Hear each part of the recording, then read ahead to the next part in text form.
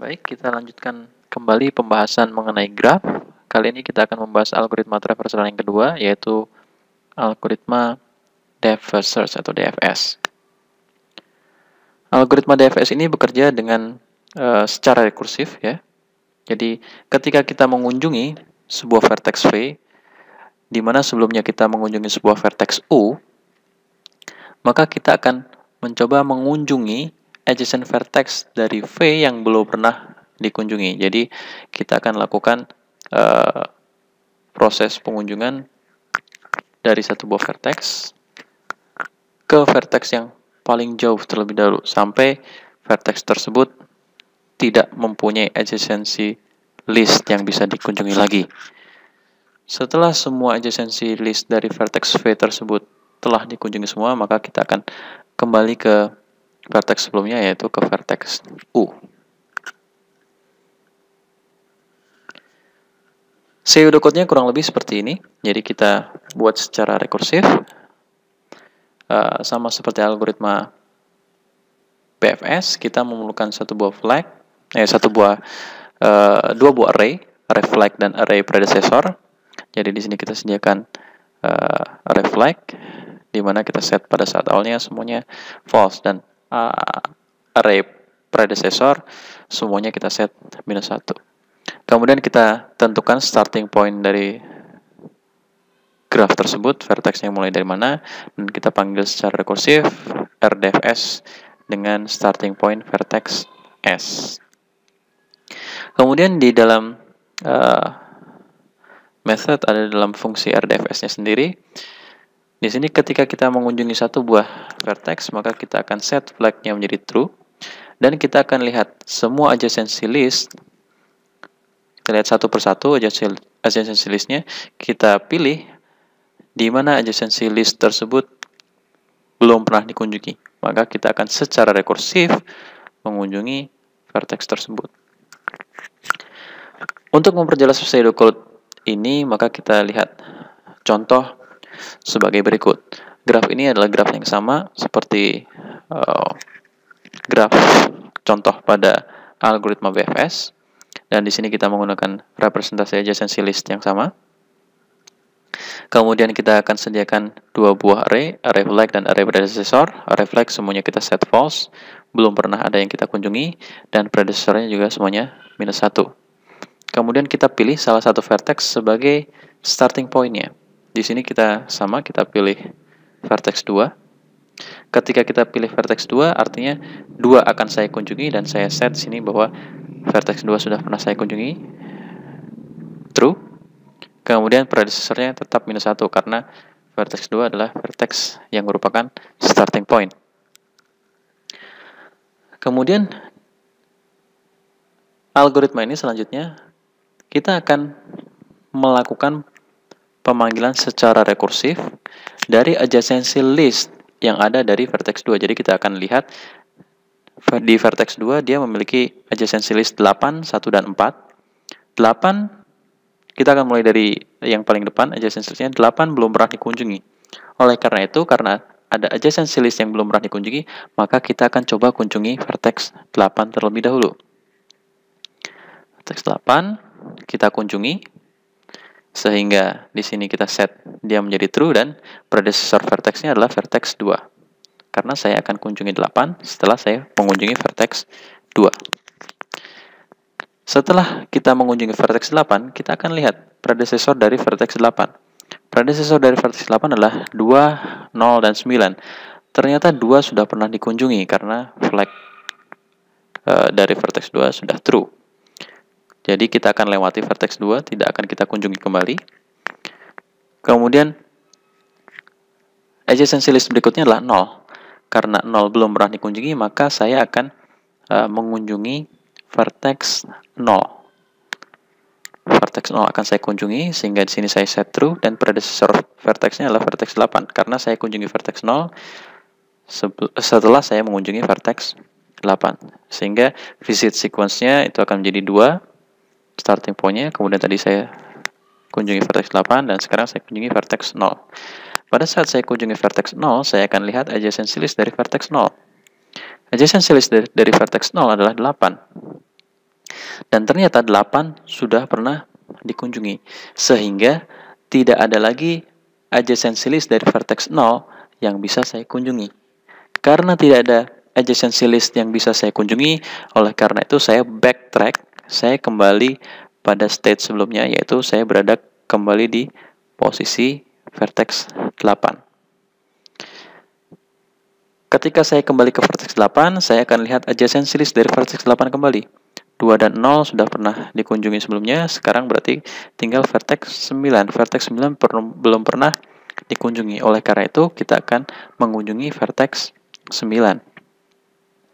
Vertex 9 kita kunjungi, kita set flag-nya menjadi true, dan predecessor vertex-nya adalah 8.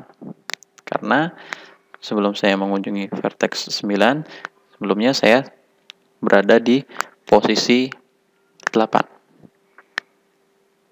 Pada saat saya mengunjungi vertex 9, saya akan lihat adjacency list-nya. Di sini adjacency list-nya adalah 1 dan 8. Ternyata 1 belum pernah dikunjungi. Oleh karena itu, saya akan mengunjungi vertex 1. 1 kita kunjungi, set dia menjadi true, dan predecessor-nya adalah 9. Pada saat mengunjungi vertex 1, kita akan lihat adjacency list-nya. Adjacency list-nya adalah 3, 7, 9, dan 2. Kita lihat mulai dari yang paling depan. 3 belum pernah dikunjungi, jadi kita akan coba kunjungi vertex 3. Ketika kita mengunjungi vertex 3, kita lihat adjacency list-nya lagi. 4, 5, dan 1. Mulai dari yang paling depan, 4 belum pernah dikunjungi. Artinya saya akan kunjungi vertex 4. Ketika vertex 4 dikunjungi, kita akan lihat adjacency list-nya 2 dan 3. 2 sudah pernah dikunjungi dan 3 sudah pernah dikunjungi. Oleh karena itu, tidak ada adjacency list yang bisa saya pilih di sini, sehingga saya backtrack, saya kembali ke pemanggilan RDFS 3. Saya kembali state-nya kembali ke 3.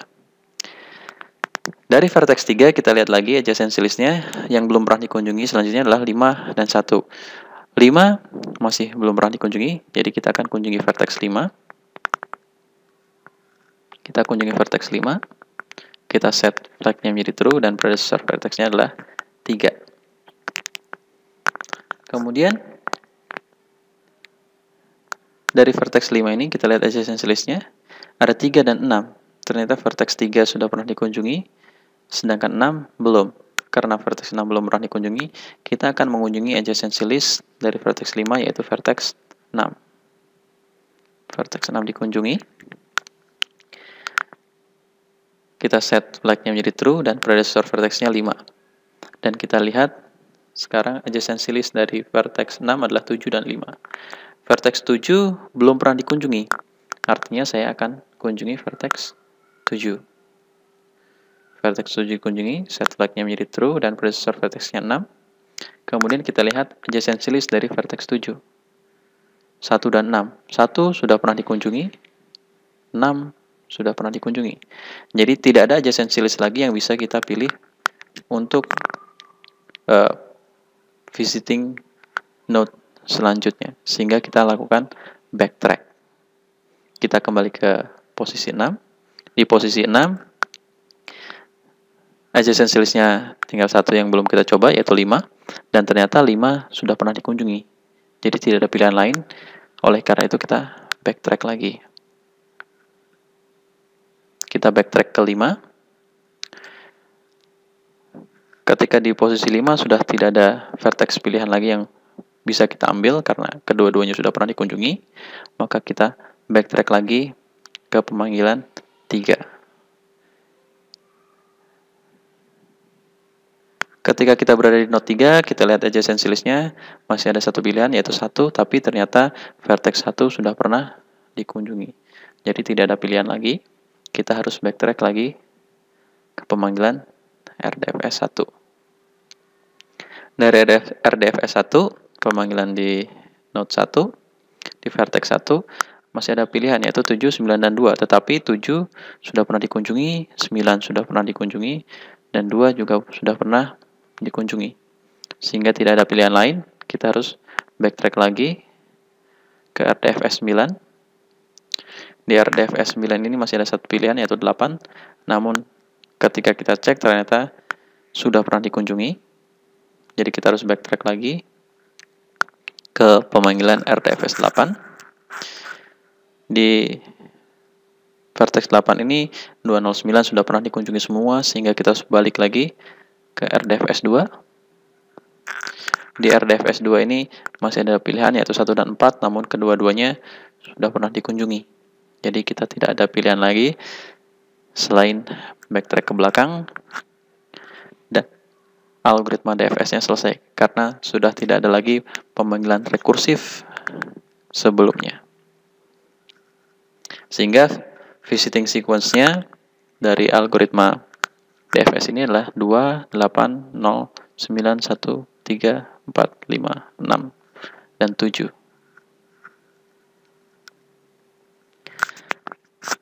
Untuk kompleksitasnya sama seperti yang ada pada algoritma PFS, yaitu ON untuk fase inisialisasi, kemudian ON lagi untuk pemanggilan rekursif, karena kita akan panggil rekursif satu persatu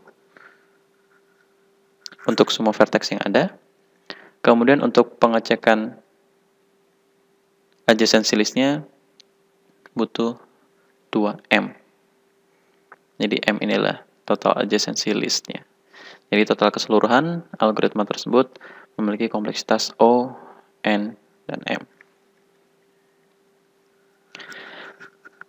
Seperti yang sudah kita pelajari sebelumnya, bahwa algoritma rekursif itu bisa kita emulasikan menjadi bentuk iteratif. Jadi untuk latihan, tolong buat sebuah pseudocode untuk mengubah algoritma DFS yang sudah kita pelajari tadi. Algoritma yang menggunakan rekursif, tolong diubah sehingga algoritma tersebut menggunakan iterasi, tidak lagi menggunakan rekursif. Oke, itu adalah akhir dari materi mengenai traversal pada graf, algoritma PFS dan DFS. Terima kasih atas perhatiannya. Kita akan bertemu lagi di video selanjutnya.